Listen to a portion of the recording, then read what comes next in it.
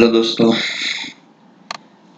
तो आप सब लोग ठीक होंगे। कल यूपीएससी का रिजल्ट आ गया तो होप सो जिसका क्लियर होगा वो उसका कॉन्ग्रेचुलेशंस, और जिसका नहीं हुआ उसको those who try never give up, यानी कि कोशिश करने वालों की कभी हार नहीं होती। ट्राई एंड ट्राई, तो ट्राई किया कीजिए, कभी हार मत मानिए। ठीक है, चलते रहना है, रुकना नहीं है कभी। तो डिमोटिव नहीं होना है और जोश के साथ तैयारी को एक नई स्ट्रेटेजी के साथ शुरू करना है। आपको देखना पड़ेगा कि मैंने जो प्रिपरेशन की है उसमें क्या कमी हुई है जिससे प्रीलिम्स क्लियर नहीं हुआ है, तो वो स्ट्रेटेजी लेकर आगे बढ़ना है और एक नई स्ट्रेटेजी बनानी है। टाइम टेबल बनाना है कि कम से कम इतने घंटे तो पढ़ना है, इतना तो दिन का हो ही जाना चाहिए, चाहे कुछ भी हो जाए। ठीक है, और जो भी पढ़िए सटीकता से पढ़िए, एकदम डीप पढ़िए। ठीक है, देखिए इसलिए तो बोलता हूँ स्टैटिक, करंट, बेसिक, जीके और फैक्ट, यानी कि सबको साथ में लेके चलिए। प्रीलिम्स की और मेंस की तैयारी, कभी काफी बच्चे मतलब कंफ्यूजन में रहते हैं कि प्रीलिम्स और मेंस की तैयारी अलग अलग कभी नहीं होती। मेंस के साथ ही प्रीलिम को साथ में लेकर चलना चाहिए। ठीक है, तो अब एक नए 2021 में जो छठवें महीने में जो एग्जाम है तो उसके लिए लग जाइए। काफी टाइम नहीं रहा, 7 महीने ही बचे हैं सिर्फ। ठीक है, तो जोश के साथ आगे बढ़िए और हम भी जोश के साथ शुरू करते हैं आज का प्रीलिम टेस्ट 22। ठीक है, एम यूपीएससी को सब्सक्राइब कीजिए और हम लोग आज स्टैटिक, करंट, बेसिक, जीके और फैक्ट, यानी कि हम देखते हैं कि हर रोज इनको साथ में लेकर ही चलेंगे। ठीक है, आइए देखिए पहला क्वेश्चन क्या है, प्रकृति क्या है ये पूछा गया है। ठीक है, तो प्रकृति preemptive and extent corona injection and transmission in India. दूसरा क्या है कि prediction and assessment of corona injection and transmission in India. दूसरा क्या है कि production and assessment of corona infection and transmission in India. और चौथा है उपयुक्त में से कोई नहीं। तो बताइए कौन सा आंसर सही होगा। प्रकृति के बारे में पूछा गया है। ठीक है, तो कोरोना से रिलेटेड है ये तो पता चल गया। तो ये आपका पीसीएस का जो एग्जाम होता है उसमें ये काम आएगा। ठीक है, आईएएस में तो वैसे भी 2020 में पेपर देखा तो उसमें तो कोरोना से रिलेटेड एक भी क्वेश्चन नहीं आया, इसलिए तो बोलते हैं यूपीएससी हटके पूछता है एकदम। ठीक है, आइए आंसर देखते हैं। देखिए ऑप्शन बी इसका आंसर है, यानी कि prediction and assessment of corona infection and transmission in India. देखिए प्रकृति का अर्थ क्या है ये तो हमने जान लिया। अब दूसरा क्या है कि आईआईटी दिल्ली ने उसके जो शोधकर्ता है उसने भारत में कोविड-19 के प्रसार के अनुमान हेतु एक वेब आधारित डैशबोर्ड विकसित किया है। ठीक है, एक डैशबोर्ड विकसित किया है और यह भारत में कोविड-19 के मामलों को विस्तृत, राज्यवार एवं जिलेवार अनुमान देता है और अनुमान 3 सप्ताह की अवधि के लिए दिया जाता है, जिनमें साप्ताहिक आधार पर अपडेट किया जाता है, यानी कि वीकली के आधार पर अपडेट किया जाता है। प्रकृति ये है। ठीक है, तो एक बार नजर घुमा लीजिएगा। ठीक है, पीसीएस के लिए इंपॉर्टेंट हो जाएगा। अब आईएएस में मुझे नहीं लगता कि क्वेश्चन ऐसे अब आएंगे। ठीक है, देखिए नेक्स्ट क्वेश्चन क्या है कि कौन सा कथन सही है पूछा गया है। ठीक है तो कर्ज को बटा खाते में डालने का अर्थ है कि कर्जदार की देनदारी समाप्त हो जाती है। और दूसरा क्या है कि कर्ज माफी वह प्रक्रिया है जिसके तहत बैंक को वसूली के लिए कानूनी प्रक्रिया की मदद लेनी पड़ती है। ठीक है, तो कर्ज माफी और कर्ज बटा ये दोनों आगे देखेंगे कि इसका अर्थ क्या होता है। तो बताइए इसका सही आंसर क्या है। ऑप्शन ए केवल 1, 2 और 1 और 2 और ना ही 1 और ना ही 2। ठीक है, तो बताइए इसका आंसर क्या होगा। देखिए कर्ज माफी ये तो एग्रीकल्चर से रिलेटेड, कृषि फार्मर से रिलेटेड हो जाती है। ठीक है, और यूपीएससी में एग्रीकल्चर पोर्शन बहुत इंपॉर्टेंट हो गया है। 3 साल के क्वेश्चन उठा के देख लीजिए, काफी क्वेश्चन एग्रीकल्चर से अब आ रहे हैं। ठीक है, आइए इसका आंसर देख लेते हैं। देखिए न तो 1 न ही 2, यानी कि दोनों के दोनों कथन अपने गलत है। आइए अब देखते हैं। देखिए कर्ज माफी कौन सी प्रक्रिया है जिसके तहत सरकार या बैंक कर्जदार की वित्तीय स्थिति का आकलन करके, यानी कि जिसने कर्ज लिया है उसकी इकोनॉमिकली कंडीशन को मेजर करके यह सुनिश्चित करने के बाद कि कर्जदार ने मजबूरी में कर्ज नहीं चुकाया या नहीं चुका सकता, यानी कि कर्जदार जो है वो मजबूरी में कर्ज नहीं चुकाया अथवा वो चुका नहीं सकता, उसके कर्ज को माफ कर देते हैं कौन? सरकार या फिर बैंक। इस प्रकार के कर्जदार की देनदारी समाप्त हो जाती है, यानी कि जो उसको पैसे देने हैं उसकी देनदारी है वो खत्म हो जाती है और उससे वसूली की प्रक्रिया रोक दी जाती है, यानी कि अब उससे पैसे वसूल नहीं करेंगे और उसकी भरपाई अधिकतम मामलों में सरकार ही करती है। ठीक है, आप हमेशा देखते हैं कोई नई सरकार आती है या फिर सरकार जो होती है वो किसानों का ऋण माफ करती है, तो उसके पैसे की भरपाई तो करनी पड़ती है बैंक को। ठीक है, तो वो भरपाई कौन करेगा? सरकार करेगी। ठीक है, हाल ही के एग्जाम्पल में देखिए तो हम महाराष्ट्र को भी देख सकते हैं। ठीक है, दूसरा क्या है कि भूकंप, बाढ़ या अन्य प्राकृतिक आपदा के समय किसानों के समक्ष पेश होने वाली मुसीबत, जो भूकंप, बाढ़ आती है और प्राकृतिक आपदा यानी कि नेशनल डिजास्टर आता है, नेचुरल डिजास्टर, तो उससे ज्यादा से ज्यादा किसानों को ही इम्पैक्ट पड़ता है। तो सरकार प्रायः कर्जदारों की किसी वर्ग का कर्ज माफ करती है। कई बार समय पर कर्ज चुकाने वालों द्वारा बहुत सी किस्तें, यानी कि जो सक्षम है किसान और वो रेगुलरली अपने मंथली जो कर्ज चुकाती है, जिसने बैंक से ऋण लिया है, तो उसको बैंक बाद में आभार के तौर पर उनकी कुछ किस्तें माफ कर देती है। ठीक है, और दूसरा क्या है कि राइट ऑफ या किसी कर्ज को बट्टा खाते में डालने का अर्थ क्या है? कि कर्ज को बट्टा खाते में डालने का अर्थ क्या होता है? कि बैंक को उस कर्ज का अब कुछ भी मूल्य मिलने की उम्मीद नहीं रहती है। ठीक है, बैंक को उस कर्ज का अब कुछ मूल्य मिलने की उम्मीद नहीं है, बैंक ने छोड़ दिया कि अब इससे अब यहाँ से पैसे नहीं आएंगे। ठीक है, तो उसको बट्टा खाते में डाल देते हैं और बैंक को वसूली करने के लिए कानूनी प्रक्रिया की मदद लेनी पड़ती है। इस प्रक्रिया में उसे अक्सर कुछ न कुछ रकम वापस मिल ही जाती है, जबकि कई मामलों में बैंक को कुछ भी नहीं मिलता। ठीक है, अब आसान है ये, कुछ इसमें है नहीं। ठीक है, और बट्टा खाते में ऐसे कर्ज को डाला जाता है। ठीक है, अब देखिए बट्टा खाते में अब ऐसे कर्ज को डाला जाता है जिनके चुकाने का सामर्थ्य कर्जदार को मतलब है, उसमें अगर वो चुका सकता है, उसके पास पैसे हैं, ठीक है, वो बैंकों को चुका सकता है, लेकिन नहीं चुकाने के लिए वह तरह तरह के बहाने बनाता है। ठीक है, उसको मतलब वो चुका सकता है पर फिर भी कुछ ना कुछ बहाने बनाकर बैंक को पैसे वो नहीं चुकाता है, तरह तरह के बहाने बताकर। ठीक है, उसे विलफुल डिफॉल्टर्स के कर्ज माफ नहीं किए जाते, उसके कर्ज माफ नहीं किए जाते हैं, बल्कि उन्हें बट्टा खाते में डालकर वसूली प्रक्रिया जारी रखी जाती है। ठीक है, तो बहुत आसान है, 2 बार पढ़ लीजिएगा तो आसानी से याद रह जाएगा। ठीक है, ये पूरा समझने की प्रक्रिया है, इसे आप रट नहीं सकते हैं। ठीक है, आगे देखते हैं। देखिए कौन सा कथन सही नहीं है ये पूछा गया। देखिए आंध्र प्रदेश राज्य के अनुसूचित जनजाति क्षेत्र में अनुसूचित जनजाति वर्ग से संबंधित शिक्षक उम्मीदवारों के लिए 100% आरक्षण प्रदान करने का आदेश दिया है। किसने? आंध्र प्रदेश राज्य सरकार ने अनुसूचित जो जनजाति है, शेड्यूल ट्राइबल, उसके लिए जनजाति वर्ग से संबंधित शिक्षक उम्मीदवार जो होते हैं, शिक्षक उम्मीदवार जनजाति वर्ग से संबंधित, तो उसके लिए 100% आरक्षण का आदेश दिया है। दूसरा क्या है कि शेड्यूल ट्राइबल क्षेत्र में अनुसूचित जनजाति वर्ग के लिए आरक्षण अधिकतम 50% की तय सीमा से अधिक हो सकता है। ठीक है, तो बताइए कौन सा आंसर सही नहीं है यह पूछा गया है। ठीक है, ये 2 बार पढ़ लीजिएगा।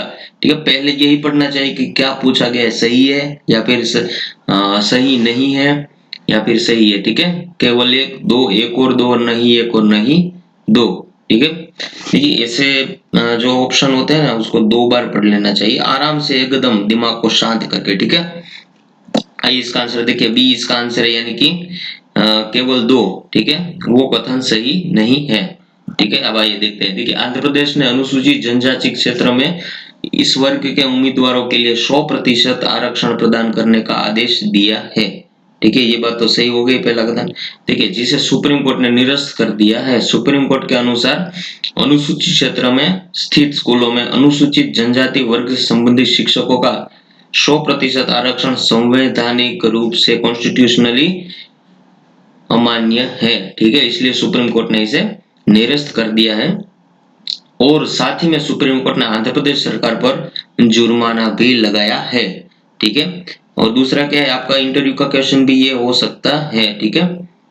अब दूसरा क्या है कि संविधान निर्माताओं का मानना था कि जाति व्यवस्था के कारण, अब संविधान निर्माताओं का क्या मानना था कि जो जाति व्यवस्था है उसके कारण क्या है कि अनुसूचित जाति और जो अनुसूचित जनजाति ऐतिहासिक रूप से पिछड़े हैं। ये तो सबको पता होगा, ठीक है, कि अनुसूचित जाति और अनुसूचित जनजाति के लोग जो है वो ऐतिहासिक रूप से पिछड़े रहे हैं, ठीक है। वर्ण व्यवस्था थी ना, जाति व्यवस्था, तो उसके कारण देखिए उन्हें भारतीय समाज में सम्मान तथा सम्मान यानी कि सम्मान भी नहीं मिला और समान अवसर भी नहीं दिया गया है। इसलिए राष्ट्र निर्माण की गतिविधियों में उनकी हिस्सेदारी कम रही है, ठीक है। और संविधान ने सरकारी सहायता प्राप्त शिक्षण संस्था, ठीक है, जो सरकारी सहायता प्राप्त शिक्षण संस्था है उसकी खाली सीटों तथा जो सार्वजनिक क्षेत्र की नौकरियों में अनुसूचित जाति और अनुसूचित जनजाति यानी कि एससी और एसटी के लिए 15% और 7.5% का आरक्षण था, ठीक है। बाद में अन्य वर्गों के लिए भी आरक्षण यानी कि ओबीसी, अन्य वर्गों के लिए भी यानी कि दूसरे वर्गों के लिए भी आरक्षण शुरू किया गया है, जो अभी के इकोनॉमिकली वीकर सेक्शन और ओ और शुरू किया है, ठीक है, ओबीसी और ईडब्ल्यूएस। अब नेक्स्ट क्या है कि भारत के संविधान के अनुसार, अब भारत में संविधान क्या कहता है कि आरक्षण 50% से अधिक नहीं हो सकता है, ठीक है, ये सबको पता होना चाहिए, ठीक है। हालांकि कई राज्यों के कानून है उसने 50% की सीमा को पार कर लिया है, ठीक है, पार कर लिया है। और सर्वोच्च न्यायालय में यानी कि सुप्रीम कोर्ट में इसके रिलेटेड जो मुकदमे हैं वो चल रहे हैं। उदाहरण के लिए कौन है कि जाति व्यवस्था आधारित आरक्षण भाग 69% है पर, और तमिलनाडु की करीब 87% है, तमिलनाडु का 87% है, जबकि जन जाति आधारित आरक्षण का भाग 69% है, ठीक है। तो ये भी पूरा समझने की जरूरत है इसे, तो दो से तीन बार पढ़ लीजिएगा, ठीक है, आराम से याद हो जाएगा। देखिए अब आंध्र प्रदेश अपना जो बेसिक और स्टैटिक पोर्शन है वो हो गया है, तो आंध्र प्रदेश के बारे में थोड़ा जान लीजिए। देखिए फॉर्मेशन 1 नवंबर 1956 को हुआ था। कैपिटल कौन सी है, देखिए ये आपका क्वेश्चन बन जाएगा, ठीक है, ये पीसीएस और आईएएस दोनों के लिए है, ठीक है। विशाखापट्टनम, अमरावती और कुर्नूल, ठीक है, विशाखापट्टनम एग्जीक्यूटिव है वहां सेंटर, अमरावती लेजिस्लेटिव और कर्नूल जुडिशल है, ठीक है। और चौथा हैदराबाद, ठीक है। और लार्जेस्ट सिटी कौन सी है, विशाखापट्टनम है। और जिले कितने हैं, 13 है, ठीक है। और गवर्नर विश्वभूषण हरिचंदन ये इसके गवर्नर है। और सीएम कौन से है, वाईएस जगनमोहन रेड्डी, जो हाल ही में चर्चा में अभी भी बने रहे हैं, ठीक है। अब लेजिस्लेचर कौन सा है, बाइकैमरिकल, ठीक है। और असेंबली की 175 सीटें और काउंसिल की 58 सीटें हैं, जिसमें राज्यसभा की 11 सीटें और लोकसभा 25 सीटें हैं, ठीक है। इसको अपना खुद का high court of Andhra Pradesh है। अब टोटल रैंक का देखिए जीडीपी 10.81 लाख करोड़ है, ठीक है। अब आइए देखिए सिंबल कौन कौन से इंपॉर्टेंट है। देखिए डांस है कुचिपुड़ी, तो डांस तो आपका हिस्ट्री का क्वेश्चन बन जाता है क्योंकि आर्ट एंड कल्चर जो है उसमें ये पूछ लेंगे, ठीक है। बर्ड पैरोट है, बाकी एक बार पढ़ लीजिएगा, ठीक है इसे, पर डांस है ना उसको याद रखना, ठीक है। आइए नेक्स्ट क्वेश्चन देखते हैं, ठीक है। अध्यादेश के बारे में पूछा गया, कौन सा कथन सही नहीं है, ठीक है। ठीक है, भारत के संविधान के अनुसार आर्टिकल 123 यानी कि 123 के तहत राज्यपाल को अध्यादेश लाने का अधिकार प्रदान किया गया है, ठीक है। और दूसरा क्या है कि अध्यादेश के माध्यम से कोई कानून तब लागू होता है जब संसद अथवा राज्य विधानमंडल के दोनों सदस्य या कोई एक सदन सत्र में न हो। तो ठीक है, पूछा गया कौन सा कथन सही नहीं है, ये पूछा गया है। देखिए एक दो, एक और दो, नहीं एक और नहीं दो, ठीक है। तो बताएं कौन सा आंसर सही है। देखिए ये गलत है और दूसरा कथन सही है। देखिए देखिए ठीक है, दूसरा कथन सही है, पहला कथन गलत है। यानी कि गलत क्या होगा, या फिर आर्टिकल गलत होगा या फिर राज्यपाल ये गलत होगा, ये तो पता चल जाता है। देखिए क्या है, देखिए अध्यादेश एक संवैधानिक प्रक्रिया है, ये तो पता होना चाहिए, जिसके माध्यम से क्या होता है कि राष्ट्रपति एवं राज्यपाल है उस समय कानून लागू करने का कार्य करते हैं जब संसद संसद है और अथवा राज्य, जो आपके राज्य में जो विधानमंडल है वो उस दोनों सदन या कोई एक सदन में सत्र न हो तथा कानून बनाना अति आवश्यक हो गया हो। अब कब अध्यादेश लाया जा सकता है ये बताया गया है। ठीक है, तो कब है कि या तो दोनों सदन में से कोई एक सदन सत्र में ना हो या फिर दोनों सदन सत्र में ना हो तब लाया जा सकता है। और दूसरा, वो वहां पर वो राज्य में, ठीक है, वो स्टेट में कानून बनाना या फिर यूनियन टेरिटरी में कानून बनाना अति आवश्यक हो गया हो तभी अध्यादेश लाया जा सकता है। राष्ट्रपति के अनुच्छेद 1, 2, 3 कहता है, देखिए हो गया ना। देखिए यहाँ क्या बोला गया कि राज्यपाल नहीं आए, यहाँ राष्ट्रपति आता। ठीक है, तो आर्टिकल 123 के तहत राज्यपाल को अनुच्छेद 213 के तहत अध्यादेश लाने के अधिकार प्रदान किए गए हैं। ठीक है, राज्यपाल को आर्टिकल कौन सा है कि 213 के तहत अध्यादेश लाना और राष्ट्रपति 1, 2, 3। ठीक है, और सामान्य परिस्थिति में विधायी प्रक्रिया के अध्यादेश का प्रयोग नहीं किया जाना चाहिए। सामान्य परिस्थिति में अध्यादेश का प्रयोग नहीं किया जाना चाहिए। ठीक है, राष्ट्रपति किसी भी अध्यादेश को प्रधानमंत्री के नेतृत्व वाले मंत्रिमंडलीय सलाह पर जारी ही करता है। देखिए भार दिया गया है, सलाह पर ही जारी करता है, प्रधानमंत्री के नेतृत्व वाले मंत्रिमंडल के सलाह पर।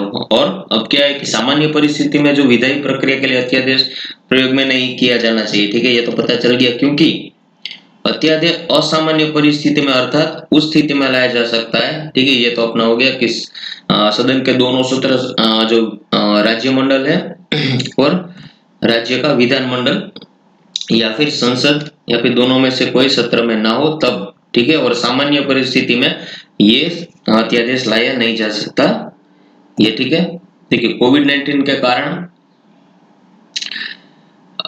आय में भारी गिरावट से उभरने के लिए केरल मंत्रिमंडल ने एक अध्यादेश को मंजूरी दे दी है, जिसके द्वारा राज्य कर्मचारियों और शिक्षकों के वेतन में से प्रति माह 6 दिन का वेतन 5 महीने तक काटा जाएगा। ठीक है, किसने? केरल मंत्रिमंडल ने एक अध्यादेश की मंजूरी दी है। ठीक है, याद रखिएगा ये घटना है पूरी। ठीक है, अब साथ ही सरकार को 1 साल के लिए मंत्रियों और विधायकों के वेतन भत्ते और माननीय 30% की कटौती करने का भी अधिकार देगा। ठीक है, अब क्या है कि आपदा या सार्वजनिक स्वास्थ्य आपातकालीन स्थिति में सरकार को किसी भी संस्था के किसी भी कर्मचारी को कुल वेतन का 1/4 हिस्सा नियंत्रित करने में सक्षम बनाएगा और सरकार द्वारा ऐसा करने में विधि। देखिए एमपीलेड स्कीम है, एमपीलेड, उसमें भी अभी कोविड-19 के कारण भी जो एमपी मेंबर ऑफ पार्लियामेंट होते हैं उसके वेतन में भी कटौती की गई है 1 साल तक। ठीक है, तो ये है पूरा मामला।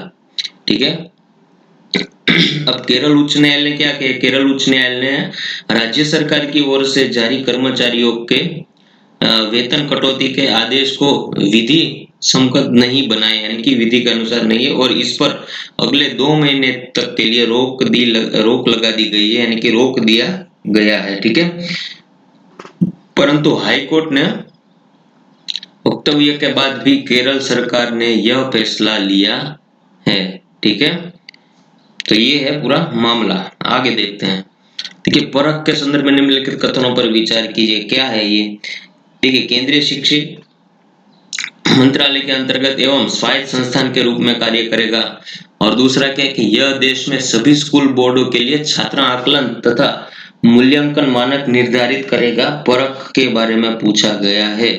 ठीक है, देखिए कौन सा कथन सही है ये पूछा गया है। तो पहला है 1, 2, 1 और 2 और नहीं 1 और नहीं 2। तो बताइए कौन सा कथन सही है। देखिए दोनों के दोनों कथन अपने सही है।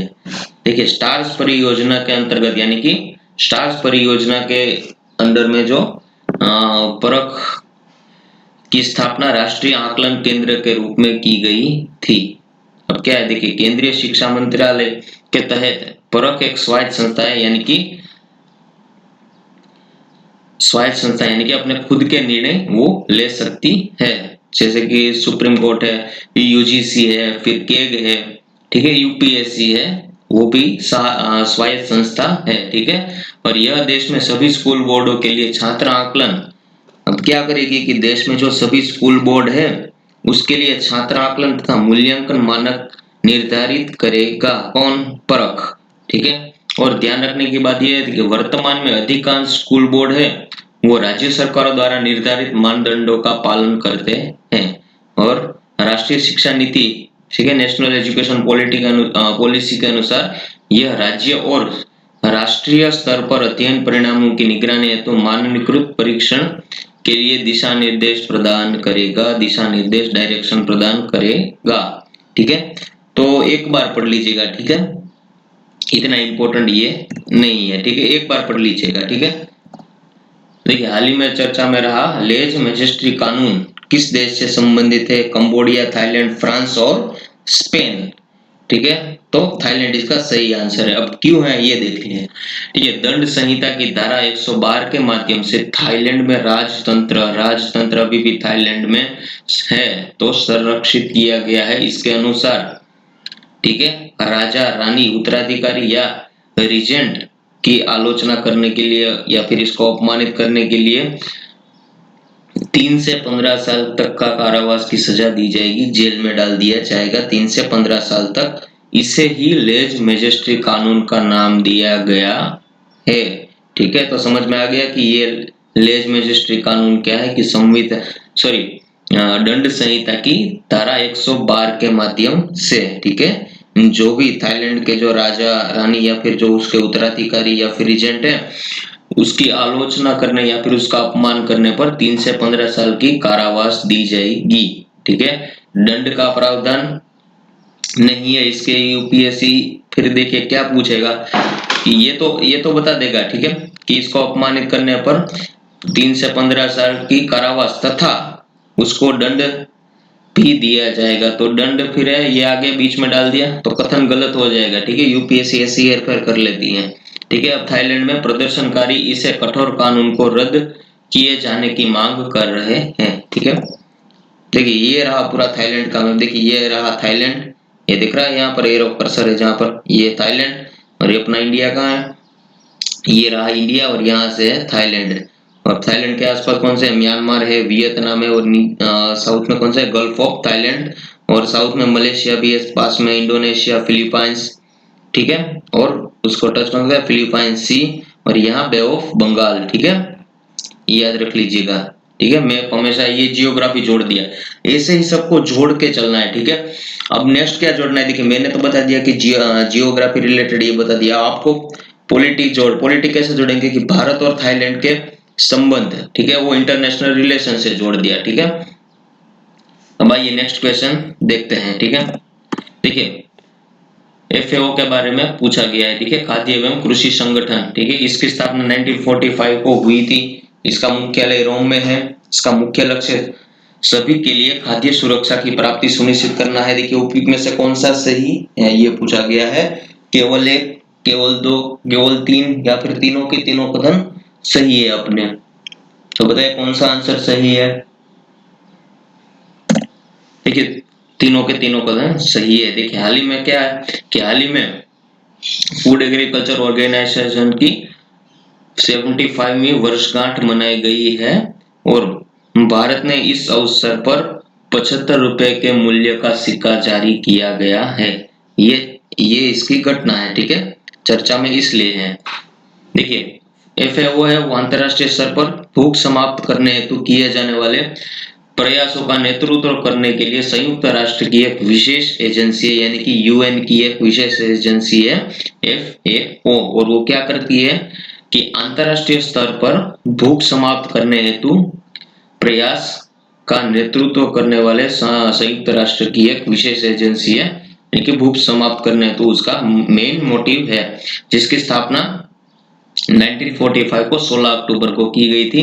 इसका मुख्यालय कहाँ पर है? इटली के रोम में है। और इसका लक्ष्य सभी के लिए खाद्य सुरक्षा की प्राप्ति सुनिश्चित करना है। ठीक है, ये है खाद्य सुरक्षा की प्राप्ति सुनिश्चित करना। ठीक है, और लोगों तक सक्रिय स्वस्थ जीवन जीने के लिए पर्याप्त उच्च गुणवत्ता वाले भोजन को नियमित पहुंच सुनिश्चित कराना है, यानी कि सभी को क्वालिटी वाला फूड मिले उसको रेगुलेट करना है।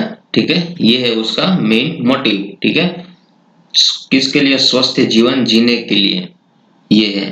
ठीक है, तो 2 बार पढ़ लीजिएगा, याद हो जाएगा। एक तो क्या है कि इसका मोटिव पढ़ लीजिएगा कि एम क्या है इसका, कब स्थापना हुई थी 1945 में, इसका हेडक्वार्टर कहाँ है, रोम में इटली में है, और चर्चा में क्यों है। ठीक है, ये पढ़ लीजिएगा। आइए नेक्स्ट क्वेश्चन देखते हैं। देखिए जैव संवर्धन के संदर्भ में निम्नलिखित कथनों पर विचार कीजिए। तो इसके अंतर्गत केवल जैव प्रौद्योगिकी के प्रयोग द्वारा ही खाद्य फसलों के पोषण में वृद्धि की जा सकती है, और दूसरा क्या है कि इसके माध्यम से फसलों में विटामिन और खनिजों की मात्रा में वृद्धि की जा सकती है। तो बताइए कौन सा कथन सही नहीं है। जैव संवर्धन के बारे में पूछा गया है, आगे सॉल्यूशन में भी जानेंगे कि ये है क्या। ठीक है, जैव संवर्धन, काफी बच्चों को ये नहीं पता होगा जैव संवर्धन है क्या, तो ये भी हम जानेंगे। देखिए कौन सा सही नहीं है पूछा गया है, 1 2, एक और 2, नहीं 1 और नहीं 2। देखिए पहला गलत है, दूसरा कथन सही है, यानी कि इसके माध्यम से फसलों में विटामिन और खनिजों की मात्रा में वृद्धि की जा सकती है। ठीक है, देखिए हाल ही में विकसित 8 फसल, ठीक है, और 70 जैव संवर्धित किस्मों को प्रधानमंत्री ने राष्ट्र को समर्पित किया है। किसने, प्रधानमंत्री ने। इंपॉर्टेंट ये हो जाता है, ठीक है, कि प्रधानमंत्री ने किया है इसलिए ये इंपॉर्टेंट है, राष्ट्र को समर्पित। देखिए जैव संवर्धन अभ्यास या जैव प्रौद्योगिकी या फिर पारंपरिक विधियों के माध्यम से विटामिन और खनिजों की मात्रा को बढ़ाकर खाद्य फसलों के पोषण में वृद्धि करने की प्रक्रिया है। क्या है कि पारंपरिक विधियां, जो पारंपरिक विधि है उसके माध्यम से क्या करना कि उससे विटामिन और खनिजों की मात्रा को बढ़ाया जाना। ठीक है, फसलों में, ठीक है, उसकी मात्रा, खनिजों की मात्रा, विटामिन की मात्रा उसमें बढ़ाया जाना, और खाद्य फसलों के पोषण में वृद्धि की प्रक्रिया है। ठीक है, अब क्या होता है कि जैव संवर्धन के माध्यम से फसलों में प्रोविटामिन, कैरोटीनॉइड्स, जिंक और आयरन आदि विटामिनों और खनिजों की मात्रा में वृद्धि की जा सकती है। ठीक है, तो ये इंपॉर्टेंट क्वेश्चन है क्योंकि ये डेफिनेशन टाइप है। तो यूपीएससी 2020 में, 2019 में देख लीजिए, डेफिनेशन बहुत आ गई, तो एक एक शब्द को क्लियर करके चलना ही पड़ेगा। ठीक है, आइए नेक्स्ट क्वेश्चन देखते हैं। देखिए जोजिला टनल के बारे में पूछा गया है कि यह सुरंग श्रीनगर और लेह के बीच ऑल द वेदर कनेक्टिविटी प्रदान करेगी, और दूसरा कि यह एशिया की सबसे लंबी बाई डायरेक्शनल सुरंग है। तो कौन सा कथन सही है ये पूछा गया है। केवल एक, केवल दो, एक और दो, और नहीं एक और नहीं दो। ठीक है, देखिए दोनों के दोनों कथन अपने सही है। देखिए हाल ही में केंद्रीय परिवहन मंत्रालय द्वारा जोजिला सुरंग में निर्माण कार्य का शुभारंभ किया गया है। ठीक है, अब दूसरा क्या है कि जोजिला सुरंग श्रीनगर और लेह के बीच ऑल वेदर कनेक्टिविटी प्रदान करेगी। दूसरा क्या है कि श्रीनगर, द्रास, कारगिल और लेह को एक सुरंग के माध्यम से प्रसिद्ध जोजिला दर्रे को जोड़ेगी। आगे देखिए कैसी है वो भी देखेंगे। ठीक है, चिंता मत कीजिए। जोजिला सुरंग समुद्र तल से 11,500 फीट अधिक ऊंचाई पर स्थित है। कहां से, समुद्र तल से ऊंची है। ठीक है, और इसकी लंबाई कितनी है, 15 किलोमीटर होगी। ठीक है, और यह श्रीनगर, कारगिल और लेह की यात्रा के समय को 3 घंटे से काटकर 15 मिनट कर देगी। तो ये इंपॉर्टेंट हो जाएगा कि श्रीनगर, कारगिल और लेह की जो यात्रा होती है 3 घंटे का रास्ता है, उसको काटकर 15 मिनट कर देगी। और जोजिला एशिया की सबसे लंबी बाई डायरेक्शनल सुरंग है। ठीक है, तो ये याद रख लीजिएगा। ठीक है,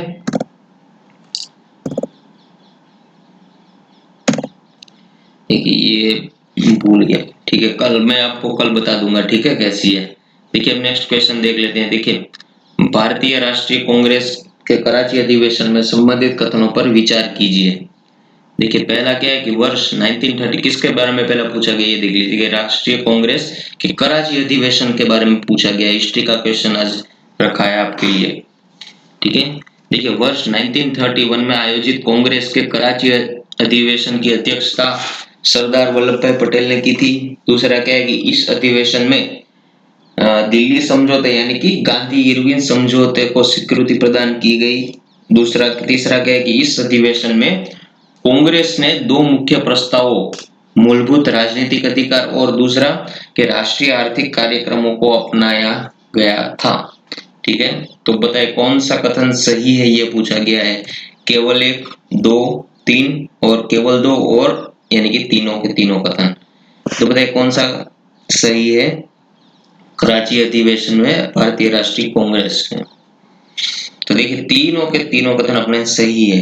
देखिए 29 मार्च 1931 में कराची में, ठीक है, तो ये डेट याद रख लीजिएगा कि 29 मार्च 1931 में कराची अधिवेशन कांग्रेस का जो था उसको आयोजित किया गया था, जिसकी अध्यक्षता सरदार वल्लभ भाई पटेल ने की थी। कथन सही हो गया पहला, ये फैक्चुअल है, याद रखना पड़ेगा। सरदार वल्लभ भाई पटेल ने कांग्रेस का जो कराची में कांग्रेस का अधिवेशन हुआ था उसका अध्यक्षता उस वल्लभ भाई पटेल ने की थी। ठीक है, अब इस अधिवेशन में क्या हुआ था कि दिल्ली समझौते यानी कि जो गांधी इरविन पैक्ट था उसको स्वीकृति प्रदान की गई थी और पूर्ण स्वराज्य के लक्ष्य को फिर से दोहराया गया था तथा भगत सिंह राजगुरु और सुखदेव की वीरता एवं बलिदान की प्रशंसा की गई थी और कांग्रेस ने किसी भी प्रकार की राजनीतिक हिंसा का समर्थन न करने की अपनी नीति भी दोहराई थी। और इस अधिवेशन में कांग्रेस ने दो मुख्य प्रस्ताव है उसको अपनाया था, जिसमें कौन सा है कि एक है मूलभूत राजनीतिक अधिकार और दूसरा है राष्ट्रीय आर्थिक कार्यक्रम से संबंधित था। ठीक है, तो इसी वजह से अपने तीनों के तीनों कथन सही हो गए हैं। ठीक है, अब मिलते हैं कल, आपका लेक्चर आ जाएगा कल, तो लाइक कीजिए, शेयर कीजिए और सब्सक्राइब कीजिए और ऐसे हमारी फैमिली बड़ी हो जाएगी। ठीक है, और ज्यादा चिंता मत कीजिए, जिसका प्रीलिम्स क्लियर नहीं हुआ है वो चिंता बिल्कुल भी मत कीजिए। आज ही से तैयारी एकदम जोश के साथ शुरू कर दीजिए और थोड़ा अपनी स्ट्रेटजी यानी कि डायरेक्शन को बदलिए और एकदम कम पढ़िए लेकिन अच्छा पढ़िए, सटीक पढ़िए, डीप में पढ़िए। ठीक है, और सब चीजों को साथ में लेकर चलिए, घबराएगा मत बिल्कुल। ठीक है, आइए अब मिलते हैं कल। जय हिंद, जय भारत।